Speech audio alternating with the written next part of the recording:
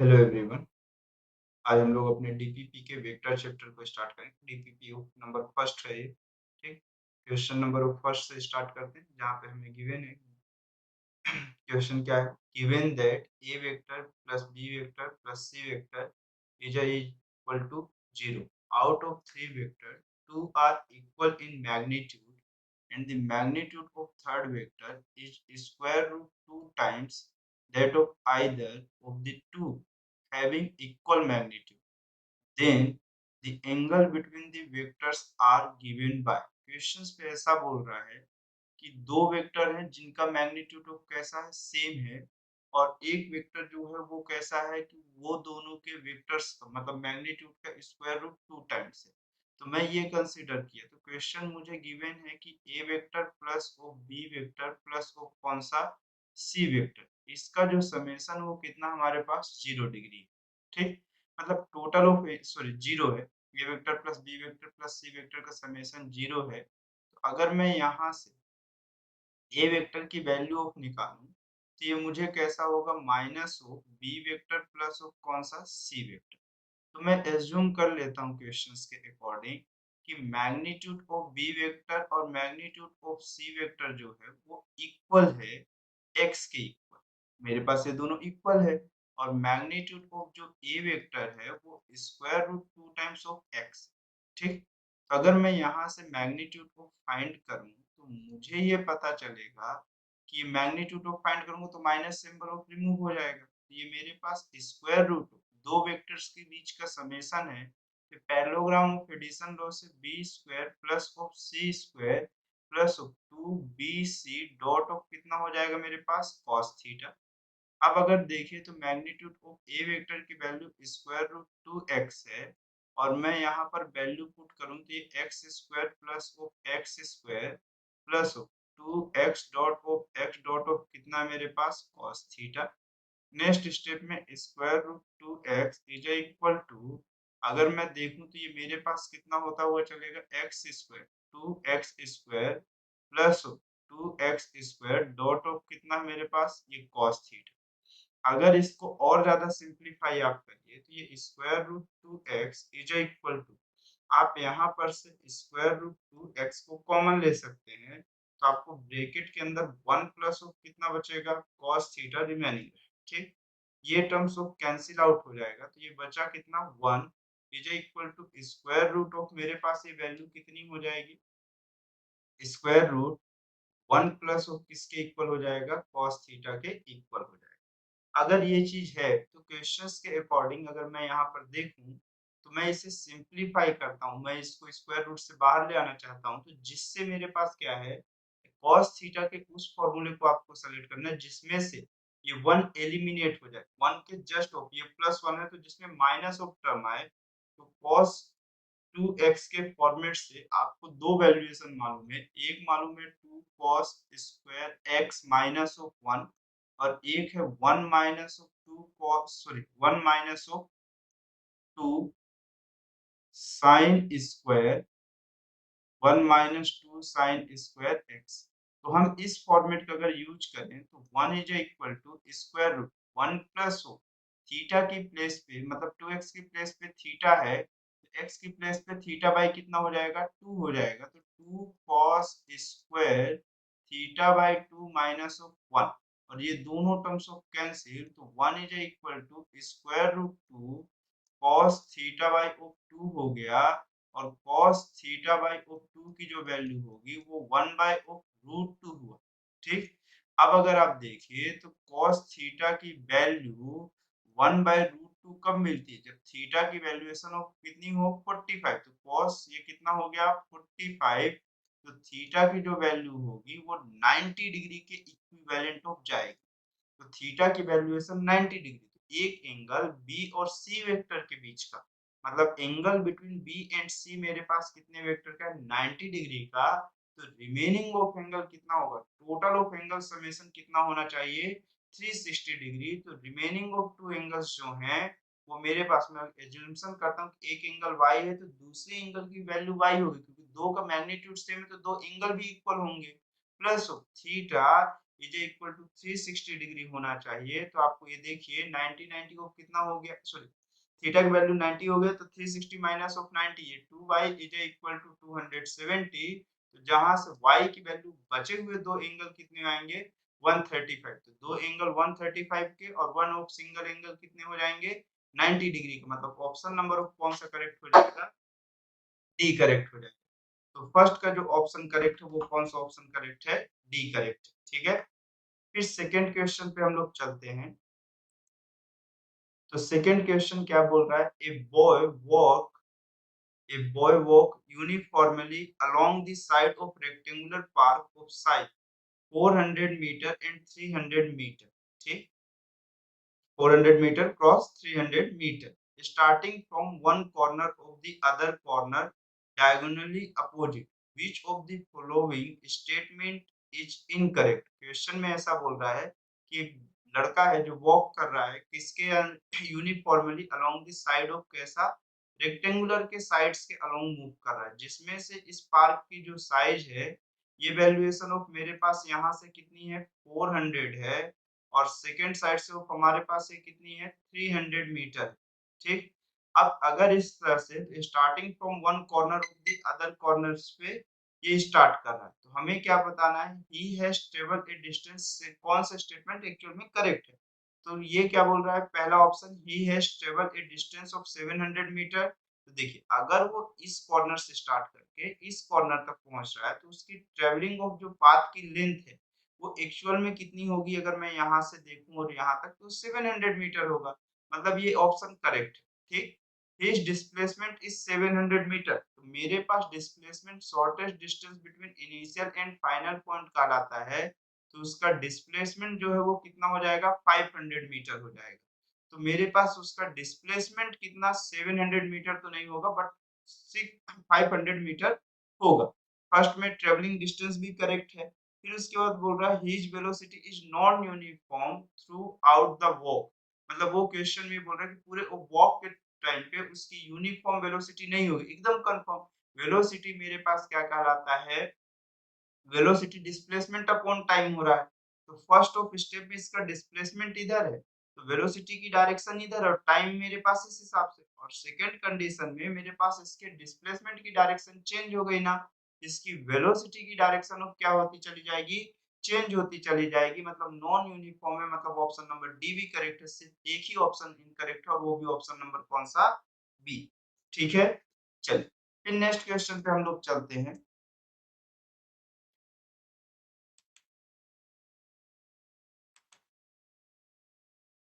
Next question क्या बोल रहा है, when three forces of 50 newton 30 newton and 15 newton act on a body then the body is. तो question में ये बोल रहा है कि it rest moving with a uniform velocity in equilibrium moving with an acceleration. मेरे पास अगर थ्री फोर्सेस हैं एक बॉडी पे अप्लाई हो रहे हैं देन द बॉडी इज, किसी भी दो फोर्सेस का समेशन मेरे पास कैसे तीसरे फोर्स के अगर इक्वल आ रहा है तो मेरे पास ये तब इक्विलिब्रियम में रहेंगे जब समेशन ऑफ फोर्सेस की वैल्यू 0 हो। तो अगर मैं देखूं तो ये दोनों फोर्सेस अगर लो अमाउंट के फोर्सेस अगर एक ही डायरेक्शन में लग रहा है तो ये 45 न्यूटन है। अब एंगल की कहीं पर बात किया ही नहीं तो ये रेस्ट पे तो नहीं रहेगा, रेस्ट पे होने के लिए समेशन ऑफ फोर्स की वैल्यू 0 होनी चाहिए। ठीक, moving with a uniform velocity, uniform velocity में भी नहीं मूव करेगा क्योंकि कभी भी किसी बॉडी पे अगर फोर्सेस है तो उसके अंदर एक्सेलरेशन प्रेजेंट होगा और अगर एक्सेलरेशन प्रेजेंट है तो ये आपको कंफर्म है कि वेलोसिटी ऑफ यूनिफॉर्म नहीं हो सकती। और इक्विलिब्रियम में भी नहीं होगा क्योंकि इक्विलिब्रियम में एट रेस्ट रेस्ट होता है या फिर इक्विलिब्रियम ऑफ कंडीशंस ऑफ, मतलब मेरे पास समेशन ऑफ फोर्स 0 है और साथ में बॉडी किसमें है मेरे पास समेशन ऑफ फोर्सेस की वैल्यू कितनी है 0 है और रेस्ट में समेशन ऑफ फोर्स की वैल्यू 0 है और साथ में बॉडी रुका भी हुआ है। ठीक, मूविंग विथ एन एक्सेलरेशन, हाँ एक्सेलरेशन जरूर हो रहा होगा क्योंकि समेशन ऑफ फोर्स की वैल्यू 0 नहीं हो रही। ठीक, ऑप्शन नंबर कौन सा करेक्ट हो जाएगा, डी करेक्ट हो जाएगा। फिर नेक्स्ट क्वेश्चन पे चलते हैं हम लोग। नेक्स्ट क्वेश्चन क्या बोल रहा है, the magnitude of the vector A vector B vector and C vector are 3 4 and 5 unit respectively if A vector plus B vector is equal to C vector the angle between A vector and B vector is. देखिए आप ये directly भी बता सकते हैं कि आपके पास क्वेश्चन में बोल रहा है कि A vector plus of B vector की वैल्यूएशन, मेरे पास ए वेक्टर और प्लस ऑफ बी वेक्टर का जो मैग्नीट्यूड है, sorry A vector plus B vector का जो मेरे पास कैसा ट्रायंगुलर ऑफ लो वेक्टर का एडिशन लो होता है, उसके हिसाब से ये सी वेक्टर है और इसकी वैल्यूएशन ऑफ 5 गिवन है और इसकी वैल्यू ऑफ कितनी है 3 है और इसकी वैल्यू 4 गिवन है, तो इसके बीच का एंगल कितना होगा ए और बी वेक्टर का, तो आप डायरेक्टली बता सकते हैं कि 90 डिग्री होगा, ठीक है? क्योंकि आपको मालूम है कि अकॉर्डिंग टू पाइथागोरस थ्योरम ये दोनों का समेशन ऑफ तभी कंडीशंस पे 5 आता है, ठीक? लेकिन अगर फॉर एग्जांपल मैं मानता हूँ मुझे पाइथागोरस थ्योरम नहीं बन रहा, अगर क्वेश्चन में कुछ और वैल्यू गिवन हो, तब की कंडीशंस पे आप कैसे करेंगे? तो देखिए, आपको ये मालूम है कि magnitude of C vector is equal to square root of A square plus of B square plus of 2ab dot of कितना होगा मेरे पास cos theta. Magnitude of C vector की वैल्यू आपके पास क्वेश्चन में गिवन है कि मेरे पास कितना है 5 है। मैग्नीट्यूड ऑफ वेक्टर गिवन है vector plus B vector and C vector, ये 5 है। स्क्वायर रूट ऑफ ये मेरे पास a की वैल्यू कितना हुआ 3 का स्क्वायर, b की वैल्यू ऑफ कितना हुआ 4 का स्क्वायर प्लस ऑफ 2 a की वैल्यू ऑफ 3 b की वैल्यू ऑफ 4 इनटू ऑफ कितना हुआ cos थीटा।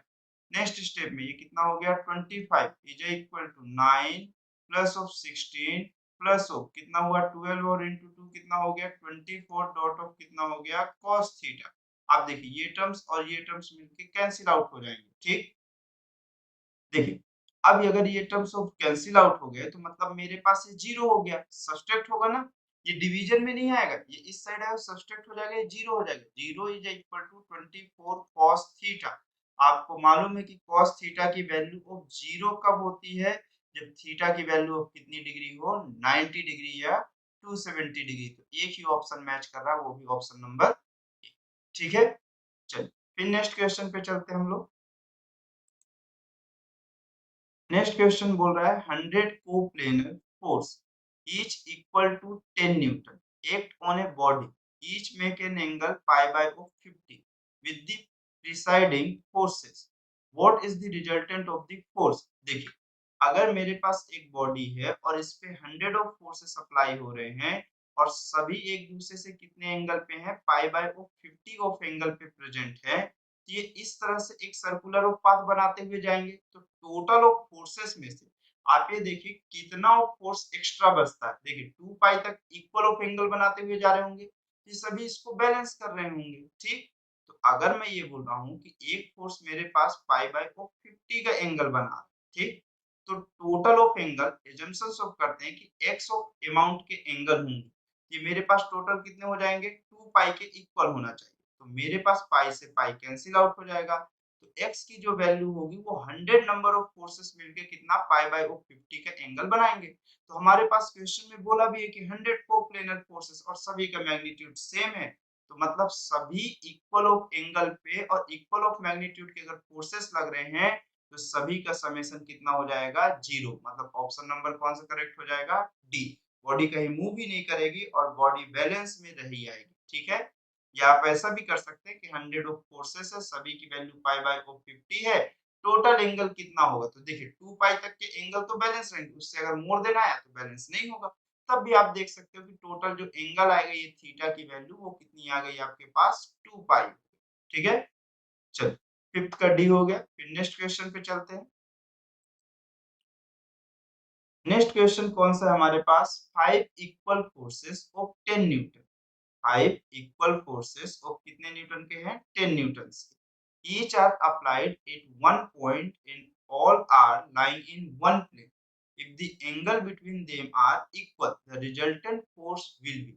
क्वेश्चंस में ऐसा बोल रहा है कि 5 इक्वल फोर्सेस है और सभी की वैल्यू कितनी न्यूटन्स है 10 न्यूटन्स। कितनी न्यूटन है 10 न्यूटन्स है, are applied at a point all are lying on one plane में और एक ही प्लेन पे लाई कर रहे हैं ऐसे, और एक पॉइंट पे मेरे पास 10 न्यूटन के 5 ऑफ फोर्सेस अप्लाई हो रहे हैं, सभी का एंगल अगर सेम है तो सभी फोर्सेस एक दूसरे को कैंसिल आउट करते हुए चले जाएंगे और उनका रिजल्टेंट ऑफ समेशन कितना हो जाएगा जीरो हो जाएगा। तो the resultant force will be zero. तो ऑप्शन नंबर कौन सा हो जाएगा 6 का ए।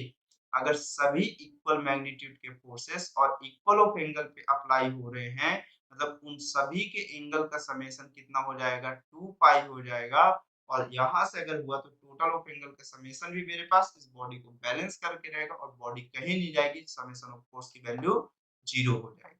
फिर नेक्स्ट क्वेश्चन पे चलते हैं हम लोग। नेक्स्ट क्वेश्चन पे क्या बोल रहा है, ए scooter a scooter going due east at 10 meter per second, ठीक है, कोई दिक्कत नहीं। Turn right through an angle of 90 degree if the speed of the scooter remains unchanged.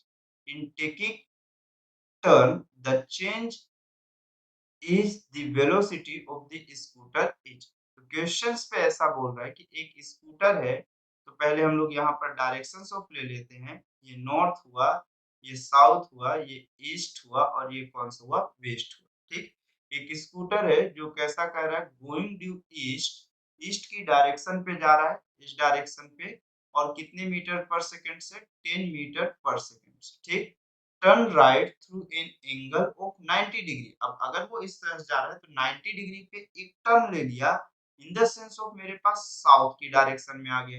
ये वेलोसिटी v2 हो गई, ये वेलोसिटी हो v1।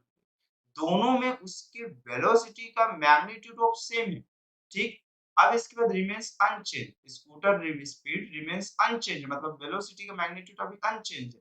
The change in velocity of the scooter is, मतलब मेरे पास वेलोसिटी ऑफ स्कूटर कितनी चेंजेस होगी ये बताना। अगर मैं ये बोलूं कि दो वेक्टर के बीच का एंगल 90 डिग्री है, तो देखिए मेरे पास अब वेलोसिटी की डायरेक्शन, अगर आप इसका मैग्नीट्यूड निकालोगे ना, आप ऐसे चुपचाप निकालो।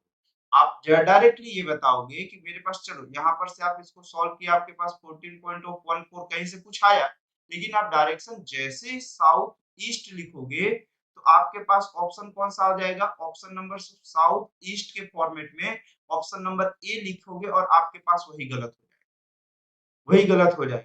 एक्चुअल में आप देखो यहाँ पे जो एंगल हम कंसीडर कर रहे हैं, ये मेरे पास एक का हेड एंड और एक का टेल एंड है, और आपको एंगल कंसीडर करना है कि बोथ का कौन सा एंड हो जाए, टेल एंड हो जाए या तो हेड एंड हो जाए। तो मैं एक को एक्सटेंड किया तो वेलोसिटी को v2 हुई, तो जो इसकी चेंजिंग ऑफ वेलोसिटी होगी वो इस डायरेक्शन पे आएगी।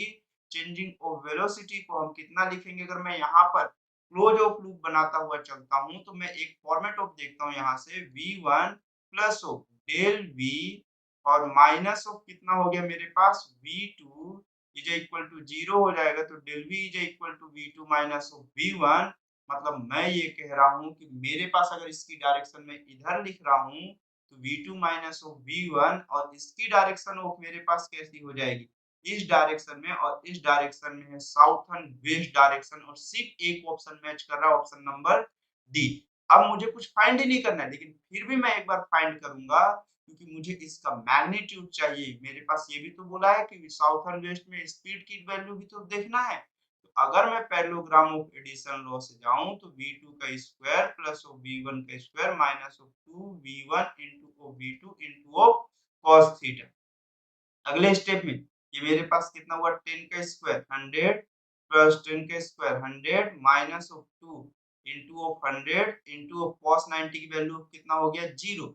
ये पूरा टर्म ऑफ 0 हो जाएगा, और अगले स्टेप पे ये स्क्वायर रूट ऑफ 200, और ये मेरे पास कितना हुआ, 10 square root 2 is equal to 14.14 metre पर सेकेंड। क्योंकि आपको मालूम है स्क्वायर रूट 2 की वैल्यू कितनी होती है, 1.414 होती है, जिससे ऑप्शन नंबर आपके पास कौन सा करेक्ट हुआ, डी। और डायरेक्शन हम पहले ही देख चुके हैं। ठीक है, तो आपको डायरेक्शन अच्छे से लेना, आपको ये चीज याद रखना है कि एंगल कौन सा कंसीडर करना है। तो सेवेंथ का जो ऑप्शन करेक्ट होगा वो कौन सा हो जाएगा, डी करेक्ट हो जाएगा। फिर नेक्स्ट क्वेश्चन पे चलते हैं हम लोग।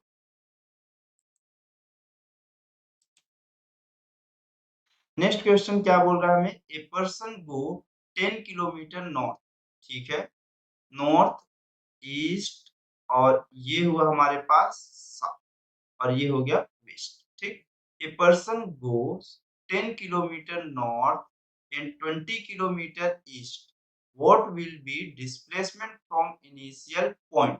10 किलोमीटर इधर और 20 किलोमीटर ऑफ ईस्ट की डायरेक्शन पे गया, तो अब इसका डिस्प्लेसमेंट बस पूछा, तो displacement shortest distance between initial and final point होता है। तो अगर डिस्प्लेसमेंट पूछा, ये दोनों के बीच का एंगल 90 डिग्री, तो आप डायरेक्टली 20 का होल स्क्वायर, तो मेरे पास 20 का होल स्क्वायर ऑफ कितना हो जाएगा, अगर आप पाइथागोरस थ्योरम अप्लाई कर दीजिए तो ये कितना हो जाएगा 400 प्लस ऑफ 100 और आपके पास हो जाएगा स्क्वायर रूट ऑफ 500 मतलब वो 10 स्क्वायर रूट ऑफ 5 और अगर आप इसे सॉल्व करेंगे तो आपके पास ये कितनी आ जाएगी 10 इंटू 2 पॉइंट ऑफ कॉस आएगा 2.236 के आसपास आएगा ऐसा कुछ। तो मतलब इसके अप्रोक्सीमेशन मतलब मोर देन तो 20 होगा और लेस देन ऑफ 30 होगा तो एक ही ऑप्शन बचता है वो भी ऑप्शन नंबर कौन सा 8 का ए। ठीक है चलिए फिर नेक्स्ट क्वेश्चन पे चलते हैं हम लोग।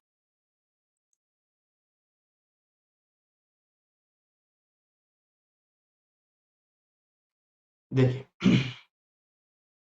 क्वेश्चन नंबर 9 क्या बोल रहा है if the resultant of N force of different magnitude. देखिए अभी तक सभी क्वेश्चन में आपके पास मैग्नीट्यूड सेम थे लेकिन इस क्वेश्चन में बोल रहा है if the resultant of N force of different magnitude acting at a point is zero acting at a point is zero है।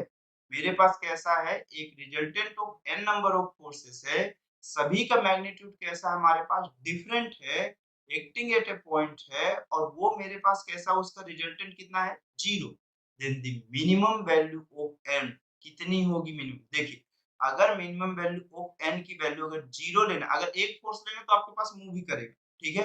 अगर मिनिमम वैल्यू ऑफ अगर मैं 2 लिखा तो मेरे पास हो सकता है कि ये वैल्यू जीरो बट ये कंफर्मेशन है कि F1 और F2 दोनों कैसे हैं इक्वल है लेकिन क्वेश्चन में बोला कि F1 और F2 इक्वल नहीं है तब हमारे पास ये तभी पॉसिबल है कि जब मिनिमम कितने फोर्सेस हो 3 फोर्सेस हो किसी अलग-अलग एंगल पे हैं तब मेरे पास वो बैलेंस होंगे तो ऑप्शन नंबर कौन सा होगा सी होगा। ठीक है चलिए फिर नेक्स्ट क्वेश्चन पे हम लोग चलते हैं। नेक्स्ट क्वेश्चन क्या बोल रहा है हमें a force of 5 newton act on a particle along a direction making an angle of 60 degree with vertical its vertical component be. क्या क्वेश्चन बोल रहा है एक फोर्स है कितने न्यूटन का 5 न्यूटन का एक्ट लग रहा है किसी भी पार्टिकल पे अप्लाई कर रहे हैं along a direction making an angle 60 degree with vertical मतलब मेरे पास एक फोर्स है जो कि वर्टिकल से कितना एंगल ऑफ ड्रॉ कर रहा है 60 डिग्री का एंगल ऑफ क्या कर रहा है ड्रॉ कर रहा है ठीक है। और ये फोर्स की वैल्यू ऑफ 5 न्यूटन है तो मुझे इसके वर्टिकल कंपोनेंट की बात करनी है। अगर मैं इसके वर्टिकल कंपोनेंट की बात करूं तो ये 5 cos 60 हो जाएगा और ये कौन सा हो जाएगा 5 sin 60 हो जाएगा और मेरे पास यहाँ पर से 5 cos 60 मतलब cos 60 मतलब कितना हो जाएगा 1/2 मतलब ये 2.5 न्यूटन का फोर्स कहलाएगा जो कि ऑप्शन नंबर कौन सा करेक्ट होगा 10th का ऑप्शन डी करेक्ट होगा। फिर नेक्स्ट क्वेश्चन पे चलते हैं हम लोग। नेक्स्ट क्वेश्चन हमें क्या बोल रहा है y component of velocity is 20 and x component of velocity is 10 the direction of motion of the body with the horizontal at this instant is. मतलब क्वेश्चन में बोल रहा है कि direction of motion of the body कितना होगा with horizontal के साथ ठीक। तो देखिए क्वेश्चन में सबसे इंपॉर्टेंट पोर्शन ये दिया है कि मेरे पास किसी भी वेलोसिटी का y कंपोनेंट भी गिवन है और x कंपोनेंट गिवन है। y कंपोनेंट ऑफ वेलोसिटी की जो गिवन है वो कितना है 20 मीटर पर सेकेंड और x का जो कंपोनेंट गिवन है वो 10 मीटर पर सेकेंड है। अब इसमें से भी क्वेश्चन पे ये बोला है कि हॉरिजॉन्टल से मेकिंग ऑफ जो एंगल होगा उसकी वैल्यूएशन आपको बतानी है कि हॉरिजॉन्टल से कितने ऑफ एंगल पे अगर ये 20 है तो ये वैल्यूएशन भी कितनी होगी 20 मीटर पर सेकेंड। तो आपके पास 10 थीटा की जो वैल्यू होगी वो परपेंडिकुलर अपॉन कितनी होगी बेस। तो थीटा की जो वैल्यूएशन होगी हॉरिजॉन्टल से वो 10 इनवर्स ऑफ कितना हो जाएगा 2 जो कि ऑप्शन नंबर सिर्फ और सिर्फ एक करेक्ट है और 11th का कौन सा ऑप्शन करेक्ट है ए करेक्ट। ठीक है चलिए फिर नेक्स्ट क्वेश्चन पे हम लोग चलते हैं।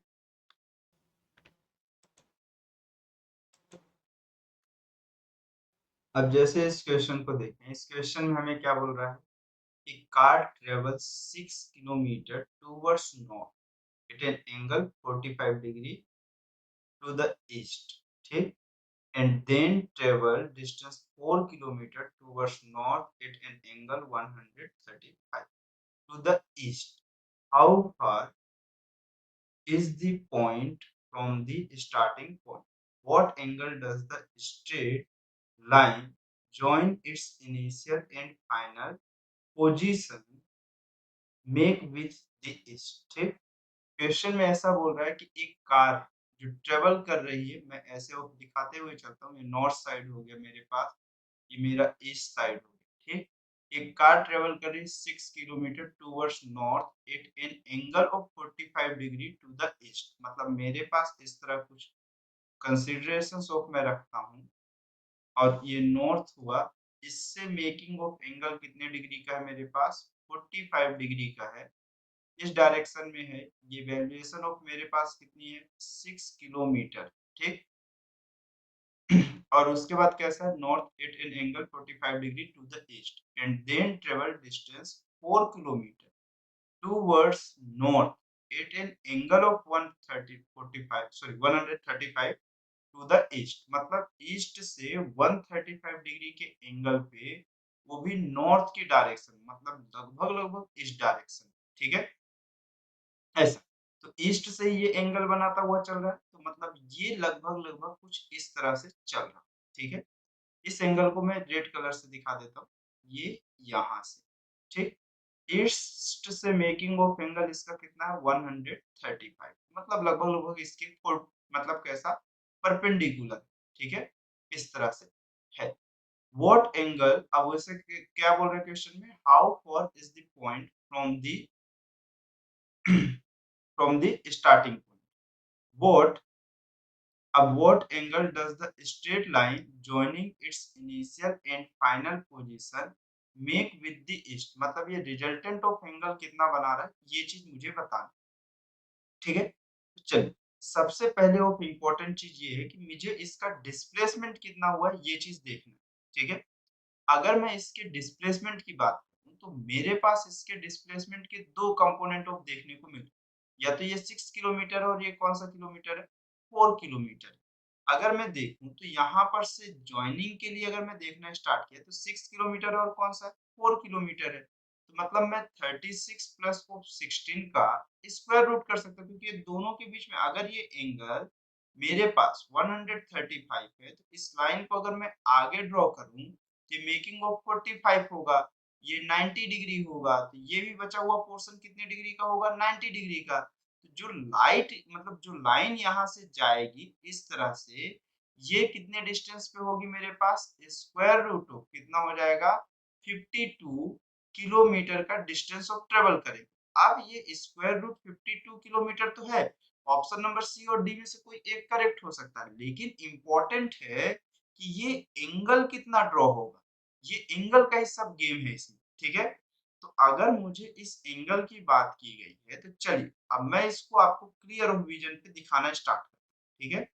तो इसके एंगल को हम कैसे फाइंड करेंगे, सबसे पहले ये 6 किलोमीटर 45 डिग्री ऑफ एंगल कहाँ से, ईस्ट से चला नॉर्थ की डायरेक्शन, कितने किलोमीटर, 6 किलोमीटर। अब यहाँ से हॉरिजॉन्टल पे एक एंगल, ये 135 डिग्री ऑफ इससे मूव किया, यहाँ से ये 135 हुआ, तो ये कितना, 4 किलोमीटर की लेंथ ऑफ ट्रेवल की।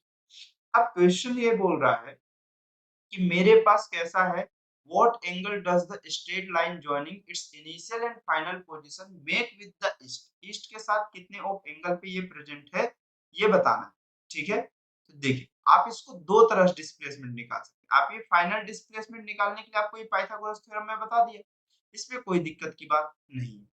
लेकिन अगर आपके पास एंगल पूछा हुआ है, तो आप इसके एंगल की वैल्यू आप कैसे फाइंड करोगे, इंपॉर्टेंट तो ये भी है ना। अब अगर ये चाहिए तो आपको दो मेथड बनती है। पहली मेथड मैं इधर से इस डायग्राम के अकॉर्डिंग बता रहा हूँ, फिर बाद में दूसरी मेथड से बताऊँ, ठीक है। तो देखिए, अगर आप देखिए तो ये मेरे पास कितने डिग्री का एंगल हो गया, 45 डिग्री का। आपको चाहिए कौन सा एंगल, अगर अब जो नीड है आपको ये ब्राउन कलर से जो मैं दिखा रहा हूँ, इसके एंगल की जरूरत है। तो अगर आप देखिए तो ये मेरे पास कैसा है, बेस है, और ये मेरे पास कैसा है, परपेंडिकुलर। तो 10, अब आप देखिए 10 ये कौन सा हुआ, theta is equal to perpendicular upon कितना हो गया, बेस हो गया। अब जब आप परपेंडिकुलर अपॉन बेस करोगे तो 4 बाय ऑफ 6 हुआ, मतलब आप इसे कितना लिखोगे 2/3 और आपको टेन थीटा की वैल्यू 2/3 थीटा की वैल्यू कितनी होगी ये आपको पता ही नहीं है कि आप एंगल ऐड करो और फिर वैल्यूएशन लगाओ। इससे बेटर ऑफ फॉर्मेट है कि आप इस लाइन को आगे साइड एक्सटेंड करिए। ये 135 है तो आपके पास ये रिमेनिंग एंगल कितना हो गया 45 डिग्री। ठीक, एक स्ट्रेट लाइन का टोटल ऑफ एंगल 180 डिग्री होता है। अगर 135 हो गया तो ये 4 है। इसके दो कंपोनेंट बचे, एक बचा 4 cos 45 डिग्री और एक इसके परपेंडिकुलर में हुआ 4 sin 45 डिग्री। ठीक, चलिए एक सिमिलर वे में इसी तरह से 6 के लिए भी दो कंपोनेंट देखने को आपको मिलेंगे। एक कितना हो गया 6 cos 45 और एक परपेंडिकुलर डायरेक्शन में कितना हो गया 6 sin 45। ठीक, अब देखिए दो वेलोसिटी ऑफ मतलब दो डायरेक्शन में आपको डिस्प्लेसमेंट मिले। एक्स एक्सिस का जो डिस्प्लेसमेंट होगा एक्चुअल में दोनों के अपोजिट डायरेक्शन है। मतलब कितना 6 cos 45 माइनस 4 cos 45 और ये कौन सा हुआ आई कैप।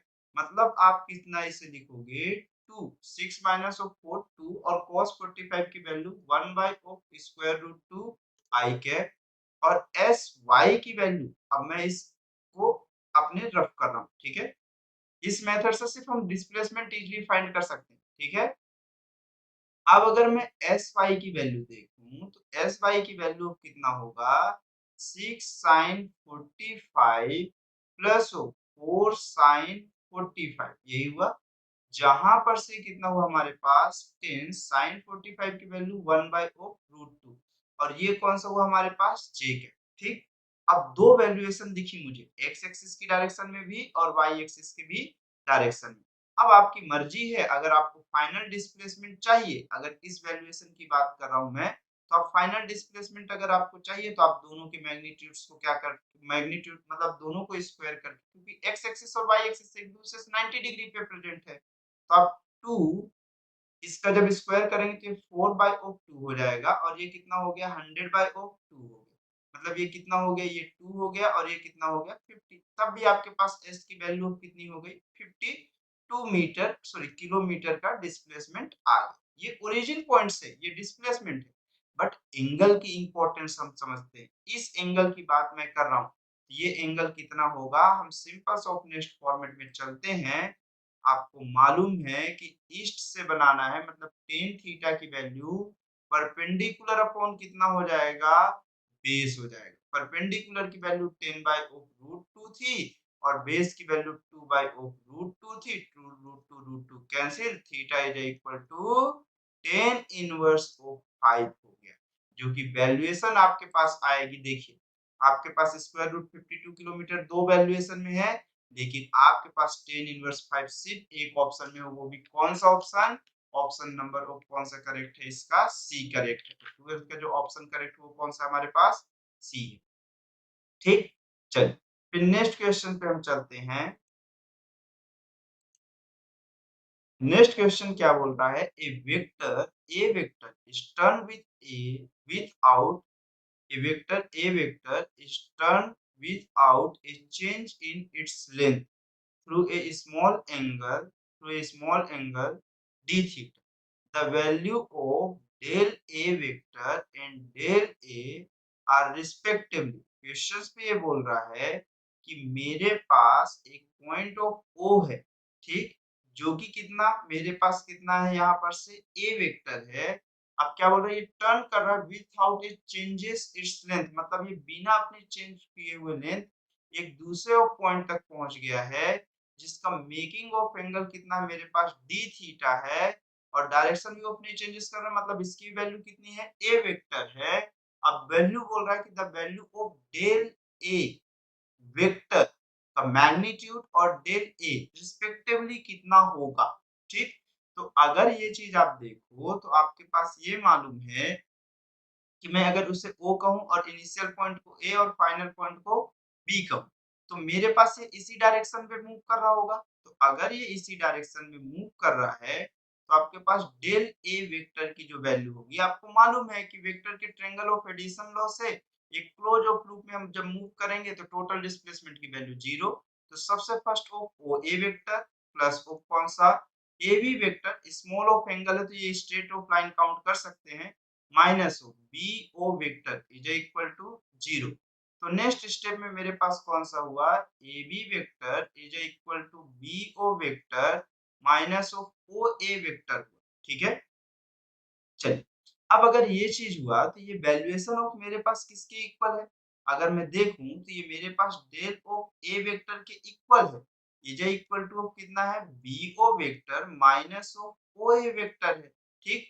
अब अगर इस चीज की तक हम लोग बात करें तो हमें ये मालूम है, यूजिंग ऑफ एंगल कॉन्सेप्ट अगर यूज करें तो हमें ये मालूम है कि थीटा इज इक्वल टू अपने पास कितना होता है, आर्क अपॉन रेडियस, यही होता है या नहीं होता। तो थीटा आर की वैल्यू कितना है हमारे पास, ए बी, और रेडियस ऑफ हमारे पास कितना है यहाँ पर से ए है। तो अगर मैं ए बी की बात करूं तो वो मेरे पास कितना हो जाएगा, ए डॉट ऑफ थीटा। अगर मुझे इसके मैग्नीट्यूड की बात की जाए तो मेरे पास अगर magnitude of del A vector की बात की जाए तो वो मेरे पास कितना हो जाएगा, ए डॉट ऑफ थीटा के प्लेस पे क्वेश्चन पे कितना है, डी थीटा है। ये हमारे पास डी थीटा है, ए डॉट ऑफ कितना हो जाएगा, डी थीटा हो जाएगा, ठीक। तो मेरे पास इसका मैग्नीट्यूड तो ये आ गया, ठीक है। अब बात क्वेश्चंस पे क्या आ रही है कि मेरे पास अगर अब इस फॉर्मेट की बात कर रहे हैं क्वेश्चंस, ठीक है।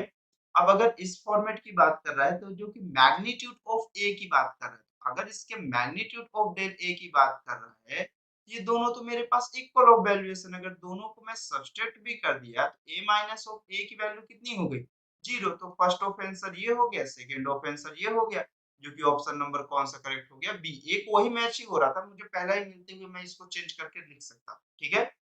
चलिए, फिर नेक्स्ट क्वेश्चन पे चलते हैं हम लोग। नेक्स्ट क्वेश्चन क्या बोल रहा है, find the resultant of the three vector O A vector, O B vector and O C vector shown in following figure, radius of the circle is R. मेरे पास क्या बोला, find the resultant of three vectors का हमें resultant find करना, confirm है। तो अगर नेट ऑफ फोर्सेस की वैल्यू की बात कर रहा है तो हम कैसे फाइंड करें कि हमारे पास वैल्यूएशन यहाँ पर फाइंड होते हुए चली जाए। आप सोचो थोड़ा, एक बार थोड़ा सा पेशेंस रखो, बस हो। देखो, अगर रिजल्टेंट ऑफ नेट की वैल्यू बोल रहा है तो मेरे पास एक ये है ए, एक यहाँ से making of angle of B है जिसकी वैल्यूएशन ऑफ 45 डिग्री है, एक जस्ट ऑफ इसके परपेंडिकुलर है सी, इसकी वैल्यू ऑफ 45। तो बी के दो कंपोनेंट आएंगे, एक कौन सा हो जाएगा, बी cos 45, और एक इस डायरेक्शन में आ जाएगा बी sin 45, ठीक। अगर नेट ऑफ वैल्यूएशन की बात कर रहा है तो मेरे पास ये कितना हो जाएगा, R sin 45 plus O R. एक फॉर्मेट ऑफ ये हुआ, ये मेरे पास किसके लिए हो गया, मेरे वाई कैप के लिए, ठीक है। सॉरी वाई मतलब, सॉरी वाई कैप बोल रहा हूँ, जे कैप के लिए। ये परपेंडिकुलर का कंपोनेंट हुआ, सिमिलर हो एक्स एक्सिस का जो कंपोनेंट जाएगा इस डायरेक्शन में, ये कितना हुआ, आर प्लस ओ कितना हो गया, आर cos 45, क्योंकि बी की भी वैल्यू आ रही है, बट ये कितना हुआ, आई कैप। अब मुझे जब आर नेट की वैल्यू ऑफ चाहिए तो ये दोनों एक दूसरे के परपेंडिकुलर है, तो मुझे डायरेक्टली इसको स्क्वायर करके क्या करना पड़ेगा, ऐड करना पड़ेगा। ये मेरे पास कितना हुआ, आर स्क्वायर ब्रैकेट के अंदर 1 प्लस ऑफ cos 45 की value 1 by of square root का square plus of J cap के लिए कितना, आर का स्क्वायर, और मेरे पास 1 plus of 1 by of root 2 का क्या हुआ, स्क्वायर। तो अगर आप देखिए तो यहाँ पर से आर स्क्वायर आप कॉमन लोगे तो आपके पास ये आर होगा, 1 plus of 1 by of root 2 भी कॉमन लोगे तो ये भी आपके पास कितना हो जाएगा, 1 plus of 1 by of root 2। But hold करो, अंदर साइड ऑफ आपके पास स्क्वायर रूट 2 रिमेनिंग हो जाएगा। जब आप इसे सॉल्व करोगे तो ये वैल्यूएशन आपके पास square root 2 plus of 1 denominator में square root 2 into square root 2, ये कैंसिल, तो ये मेरे पास आर नेट की वैल्यू जो होगी R square root 2 plus of 1 हो जाएगी, ठीक है। जो कि ऑप्शन नंबर ऑफ कौन सा हो जाएगा, 13 का बी हो जाएगा, ठीक। चलिए, फिर नेक्स्ट क्वेश्चन चलते हैं हम लोग। चलिए, match the column match the column ये, जिसमें से फर्स्ट ऑफ क्वेश्चन है मेरे पास कैसा, in list first some straight line graph are given in list second corresponding sign of slope and intercept are given. Match the type of graph of list first corresponding to sign of slope and intercept in list second. ठीक, तो match करना है बस हमें कि कौन सी valuation किस चीज को कैसा मेंशन कर रहा है। ठीक है, इसमें कैसा है, नॉर्थ है और ईस्ट है। इसमें जो डायरेक्शन है वो नॉर्थ ईस्ट की डायरेक्शन में है और मेरे पास कैसा है, नॉर्थ है और ईस्ट की डायरेक्शन, नॉर्थ ईस्ट की डायरेक्शन में है। विथ ऑफ ईस्ट से कितना मेकिंग ऑफ एंगल है, 30 डिग्री। कौन सा एंगल मेकिंग है, 30 डिग्री। 30 डिग्री नॉर्थ में है ऑफ किसके, ईस्ट के। ये कैसा है, 30 डिग्री नॉर्थ में है किसके, ईस्ट के। मतलब इसके लिए जो ऑप्शन करेक्ट है वो कौन सा है, सेकेंड है। मतलब ए का जो ऑप्शन करेक्ट है वो कौन सा है, सेकेंड है। और बी के लिए जो देखेंगे तो बी के लिए कैसा है, मेरे पास ये नॉर्थ 30 डिग्री है, नॉर्थ से 30 डिग्री है। तो मतलब 30 डिग्री ऑफ कैसा है मेरे पास, ये कंसेप्ट ऑफ मेरे पास कैसा है, 30 डिग्री ऑफ है वेस्ट। किसकी डायरेक्शन में, 30 डिग्री ऑफ वेस्ट की डायरेक्शन में है, वो किसके, नॉर्थ के। मतलब ऑप्शन नंबर ऑफ इसके लिए कौन सा हो गया, थर्ड हो गया। तो सेकंड के लिए जो ऑप्शन होगा वो कौन सा होगा, थर्ड होगा। ये कितना डिग्री है, 30 डिग्री है। और बट कैसा है मेरे पास, नॉर्थ से 30 डिग्री है किसकी डायरेक्शन के लिए, ईस्ट के लिए। ये कैसा हुआ, 30 डिग्री ईस्ट ऑफ किसके, नॉर्थ के। मतलब ये ऑप्शन नंबर ऑफ कौन सा हो गया, सी का फर्स्ट। और लास्ट ऑफ ऑप्शन जो है वो कैसा है मेरे पास, वेस्ट से 60 डिग्री और किसकी डायरेक्शन में, साउथ की डायरेक्शन में। मतलब कैसा हो जाएगा, 60 degree of 60 degree south of किसके, वेस्ट का। मतलब ऑप्शन नंबर ऑफ मेरे पास डी का जो करेक्ट है वो कौन सा हो गया, फोर्थ करेक्ट हो गया। तो यहाँ पर आपको कंप्लीटली समझ में आएगा, मैच कर सकते हो और ज्यादा कोई हार्ड नहीं है। आई होप यहाँ तक आपको समझ में आया होगा। Okay, thanks for watching.